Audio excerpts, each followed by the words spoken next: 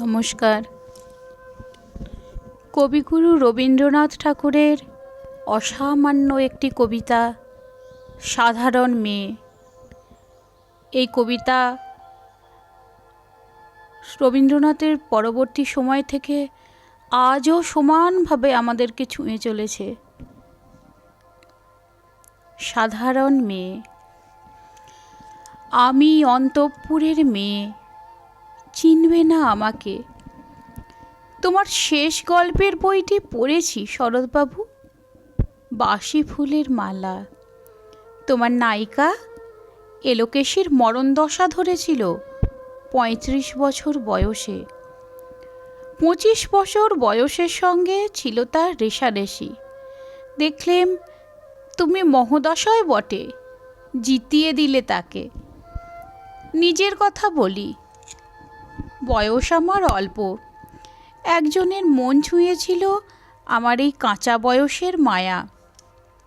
তাই জেনে পুলক লাগতো আমার দেহে। ভুলে গিয়েছিলাম অত্যন্ত সাধারণ মেয়ে আমি। আমার মতো এমন আছে হাজার হাজার মেয়ে।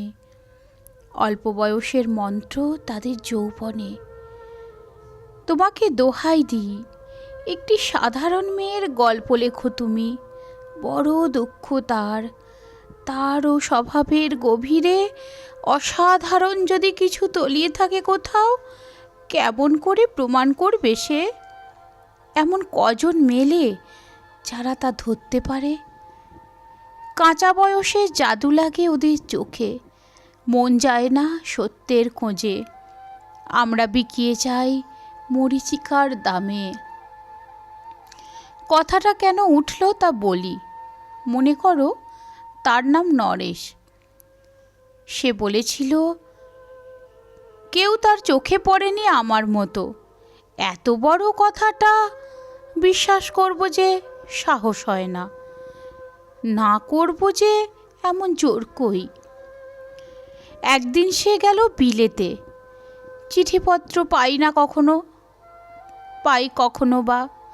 মনে মনে ভাবি রাম রাম, এত মেয়েও আছে সে দেশে, এত তাদের ঠেলাঠেলি ভিড়। আর তারা কি সবাই অসামান্য? এত বুদ্ধি, এত উজ্জ্বলতা। আর তারা সবাইকে আবিষ্কার করেছে এক নরেশ সেনকে, স্বদেশে যার পরিচয় চাপা ছিল ১০-এর মধ্যে। গেল মেলে চিঠিতে লিখেছে লিজির সঙ্গে গিয়েছিল সমুদ্রে নাইতে। তারপরে বালির পরে বসলো পাশাপাশি। সামনে দুলছে নীল সমুদ্রের ঢেউ, আকাশে ছড়ানো নির্মল সূর্যালোক। লিজি তাকে খুব আস্তে আস্তে বললে, এই সেদিন তুমি এসেছো, ২ দিন পরে চলে যাবে। ঝিনুকের ২টি খোলা, মাঝখানটুকু ভরা থাক একটি নিরেট অশ্রুবিন্দু দিয়ে। দুর্লভ, মূল্যহীন। কথা বলবার কি অসামান্য ভঙ্গি। সেই সঙ্গে নরেশ লিখেছে, কথাগুলি যদি বানানো হয় দোষ কি, কিন্তু চমৎকার। হিরে বসানো সোনার ফুল কি সত্য? তবু কি সত্য নয়? বুঝতেই পারছো। একটা তুলনার সংকেত ওর চিঠিতে অদৃশ্য কাঁটার মতো আমার বুকের কাছে বিধিয়ে দিয়ে জানায় আমি অত্যন্ত সাধারণ মেয়ে। মূল্যবানকে পুরো মূল্য চুকিয়ে দিই এমন ধন নেই আমার হাতে। ওগো, না হয় তাই হলো, না হয় ঋণেই রইলাম চিরজীবন। পায়ে পড়ি তোমার, একটা গল্প লেখো তুমি শরৎবাবু, নিতান্ত সাধারণ মেয়ের গল্প। যে দুর্ভাগিনীকে দূরের থেকে পাল্লা দিতে হয় অন্তত ৫-৭ জন অসামান্যার সঙ্গে, অর্থাৎ সপ্তরথিনীর মার। বুঝে নিয়েছি আমার কপাল ভেঙেছে, হার হয়েছে আমার। কিন্তু তুমি যার কথা লিখবে তাকে জিতিয়ে দিও আমার হয়ে। পড়তে পড়তে বুক যেন ওঠে ফুলে। ফুলচন্দক পড়ুক তোমার কলমের মুখে। তাকে নাম দিও মালতী, ওই নামটা আমার, ধরা পড়বার ভয় নেই। এমন অনেক মালতী আছে বাংলাদেশে, তারা সবাই সামান্য মেয়ে। তারা ফরাসি জার্মান জানে না, কাঁদতে জানে। কি করে জিতিয়ে দেবে? উচ্চ তোমার মন, তোমার লেখনী মহীয়সী। তুমি হয়তো ওকে নিয়ে যাবে ত্যাগের পথে, দুঃখের চরমে শকুন্তলার মতো। দয়া করো আমাকে, নেমে এসো আমার সমতলে। বিছানায় শুয়ে শুয়ে রাত্রির অন্ধকারে দেবতার কাছে যে অসম্ভব বর মাগি, সে বর আমি পাবো না, কিন্তু পায় যেন তোমার নায়িকা। রাখো না কেন নরেশকে 7 বছর লন্ডনে? বারে বারে ফেল করুক তার পরীক্ষায়, আদরে থাক আপন উপাসিকা মণ্ডলীতে। ইতিমধ্যে মালতী পাশ করুক MA কলকাতা বিশ্ববিদ্যালয়ে, গণিতে হোক প্রথম তোমার কলমের এক আঁচড়ে। কিন্তু ওইখানেই যদি থামো, তোমার সাহিত্য সম্রাট নামে পড়বে কলঙ্ক।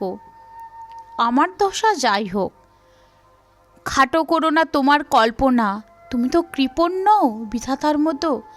মেয়েটাকে দাও পাঠিয়ে ইউরোপে। সেখানে যারা জ্ঞানী, যারা বিদ্বান, যারা বীর, যারা কবি, যারা শিল্পী, যারা রাজা, দল বেঁধে আসুক ও চারদিকে। জ্যোতির্বিদের মতো আবিষ্কার করুক ওকে, শুধু বিদুষী বলে নয়, নারী বলে। ওর মধ্যে যে বিশ্বজয়ী জাদু আছে, ধরা পড়ুক তার রহস্য। মূঢ়ের দেশে নয়, যে দেশে আছে সমাজদার, আছে দরদি, আছে ইংরেজ, জার্মান, ফরাসি। মালতীর সম্মানের জন্য সভা ডাকা হোক না, বড় বড় নামজাদার সভা। মনে করা যাক সেখানে বর্ষণ হচ্ছে মুষলধারে চাটুবাক্য, মাঝখান দিয়ে সে চলেছে অবহেলায়, ঢেউয়ের উপর দিয়ে যেন পালের নৌকা। ওর চোখ দেখে ওরা করছে কানাকানি। সবাই বলছে ভারতবর্ষের সজল মেঘ আর উজ্জ্বল রৌদ্র মিলেছে ওর মোহিনী দৃষ্টিতে। নরেশ এসে দাঁড়াক সেই কোণে, আর তার সেই অসামান্য মেয়ের দল। আর তারপরে আমার নোটে শাকটি মুড়লো, স্বপ্ন আমার ফুরলো। হায়রে সামান্য মেয়ে, হায়রে বিধাতার শক্তির অপচয়। নমস্কার।